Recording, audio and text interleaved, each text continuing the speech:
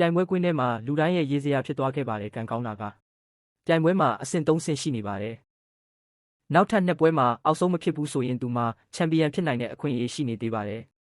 မကြခင်မှာပဲဒုတိယအဆင့်ပြိုင်ပွဲစတင်ခဲ့ပါတယ်စမ်းသက်သူတယောက်ကွင်းထဲကိုတက်လာပြီးသူ့စွမ်းအားကိုအသုံးပြုကာဖျားတာကိုလက်ကိုခေါ်ထုတ်လိုက်ပါတယ်ပြီးတော့စီကန်းကိုကြီးညာလိုက်ပါတယ်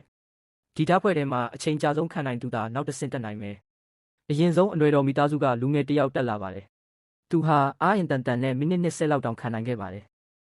ဒီလောက်နဲ့ပဲစမ်းသက်သူရဲ့သဘောတူညီမှုကိုရရှိခဲ့ပါတယ်နောက်တစ်ယောက်ကတော့မင်းသားတစ်ပါးဖြစ်ပါတယ်သူဟာလူငယ်တွေထဲမှာအထူးထင်ရှားတဲ့သူဖြစ်ပါတယ်တစ်ချက်တည်းနဲ့ဓာကိုလက်ကိုလုံးဝဖြတ်ခွဲပစ်လိုက်ပါတယ်အဲ့ဒီအချိန်မှာပရိသတ်တွေဟာအားပေးတန်တွေနေရာလုံးကိုလှုပ်ခတ်သွားအောင်ကြွေးကြော်လိုက်ကြပါတယ်ဒါကိုမြင်တဲ့လူတွေကဒီယောက်ျားလေးကိုကွင်းထဲမတက်ပဲအဆက်မခွဲဖို့ပြောကြပါတယ်ဒါပေမဲ့သူကတော့မတုံမလှုပ်ပဲကွင်းထဲကိုတက်သွားပါတယ်ဒါပေမဲ့ဓာကိုမြှောက်လိုက်တဲ့အချိန်မှာပဲသူ့ခန္ဓာကိုယ်ကလှုပ်လှုပ်ရမ်းရမ်းဖြစ်လာပါတယ်မိနစ်30တောင်မခံနိုင်ပဲပြန်ပြီးအောက်ဆုံးနေရာမှာပဲပြီးဆုံးသွားပါတယ်စမ်းသက်သူကသူ့ကိုထူပေးတဲ့အချိန်